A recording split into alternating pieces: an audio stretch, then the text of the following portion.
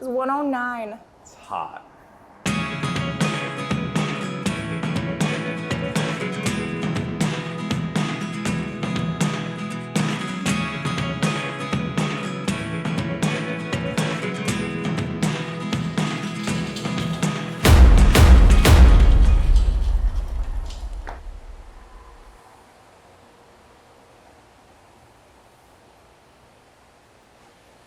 So this right here is Dodge's all-new Hurricane Cat 3 engine, and this is what's going in our D150.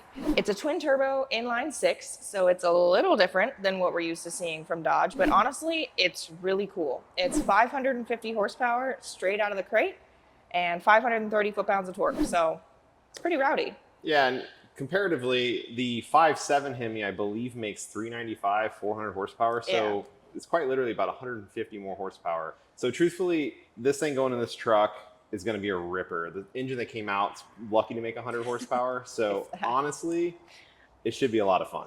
And for the sake of time, we're going to be documenting as much as we can, given that we only have 8 weeks now. We're going to go ahead and try and get this in the truck real quick. Yeah. So over here, we'll call this the business end.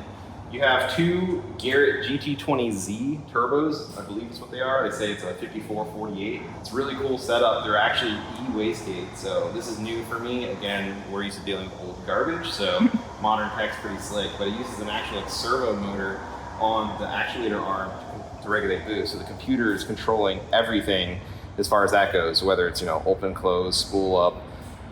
Essentially it's all tunable. Whereas previously you'd have a pneumatic actuator and you have lines and then you have boost solenoids and all that nonsense. So this is nice. It kind of cleans it up a little bit, but it makes it more direct with the ECU. This engine also has direct injection, which is really, really cool. So it has literally injector straight into the combustion chamber. It's really good for getting max power out of these deals and great fuel economy as well. So it runs a very, very high pressure. It's 4,000 or 5,000 PSI fuel pressure up at the rail.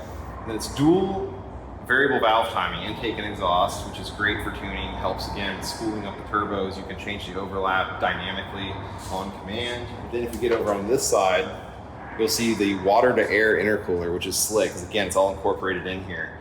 So you got your coolant, you run it through a heat exchanger, ice box, water pump, and you'll have really, really manageable IATs, which is great because this thing runs 26 pounds of boost. So again, your IATs would be, with an air-to-air, get pretty high. So this is nice for making power and making power reliably.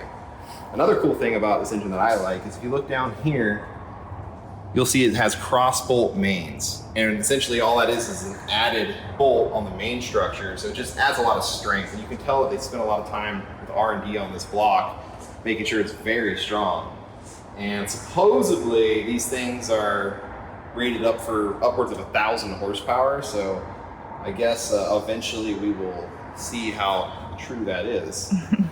Yeah, I mean, they did mention that it has a forged crank, it has forged rods, forged pistons. So theoretically, it should be a pretty beefy little unit. Really excited to lean on it and see what this thing does. It's going to be really, really quick in this truck. Because again, 550 horsepower is what they rated at. Who's to say it's not on the conservative side? So we got it sitting in there. I don't know that this will be its home. It's got to tilt back a little bit. And we do have a few issues. There's a sensor down there in the bottom of the oil pan that we need to sort out. A heater cord that's on the back of the engine that's hitting the firewall. Water pump water neck is pretty much just going straight into the frame, so that's what you want. We'll figure it out. We'll make some notches where we need to and maybe shimmy it around a little more and see what it likes.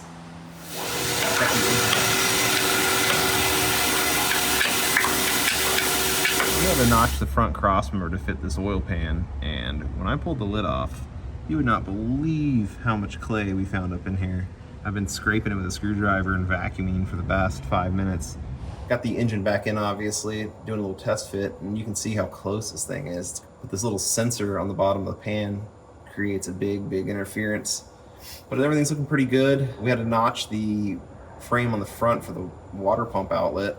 But other than that, everything's looking pretty good. So we're gonna go ahead and start welding up these mounts now that we got pre-cut. So on these mounts, you can see the nice little plate we had water jetted out, and these lower plates, and we got this pipe right here. Should fit in here somehow, just like that.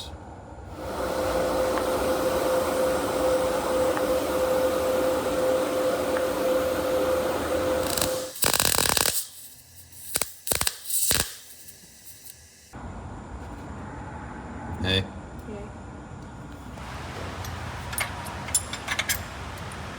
I can't reach. My stupid hand.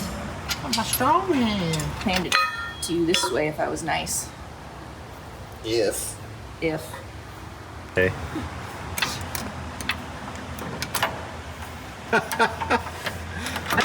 I need What are you doing? There you go, see?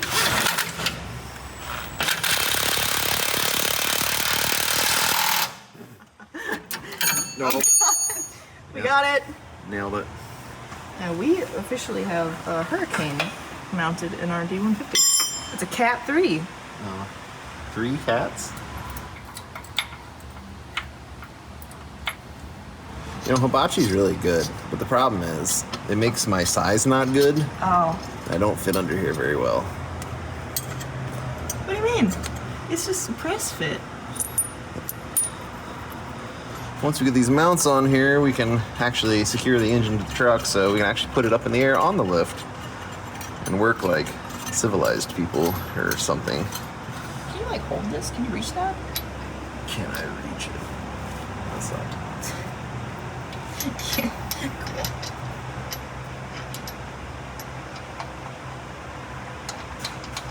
Teamwork makes the dream work. That it does. What in the world? Yeah. Oh, jeez. I can't see. Help. Help.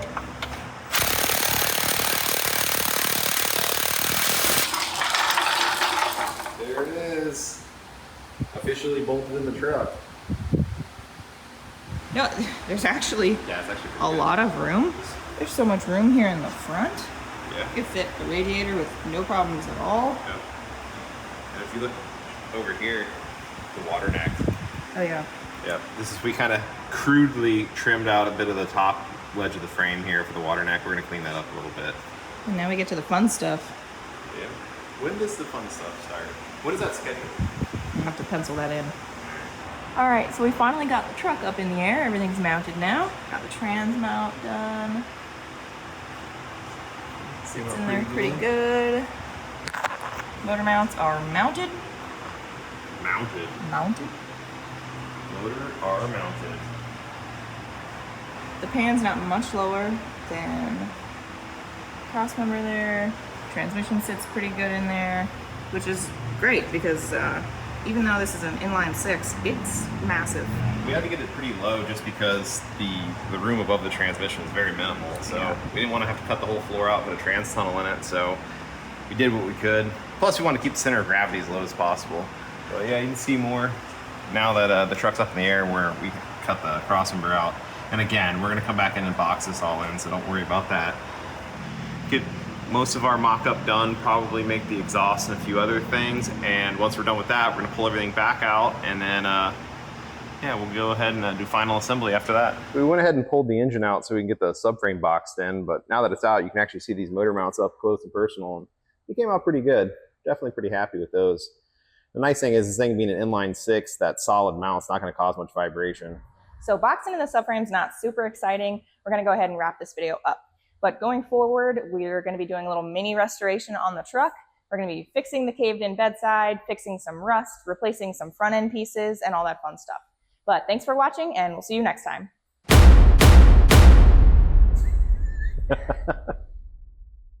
This is Dodge's all-new Hurricane Kate 3. Hurricane Kate 3. The confidence I had.